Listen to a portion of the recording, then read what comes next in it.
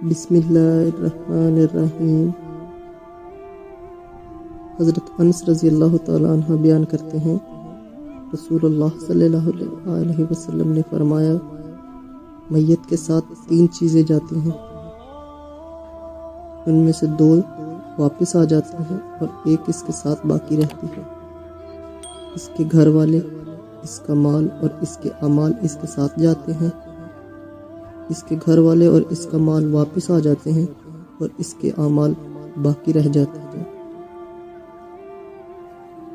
حضرت ابن عباس رضی اللہ تعالیٰ عنہ بیان کرتے ہیں، رسول صلی اللہ علیہ وسلم نے فرمایا، 2 نعمتیں ایسی ہیں جن کے بارے میں بہت سے لوگ خسارے میں ہیں، صحت اور فراغت۔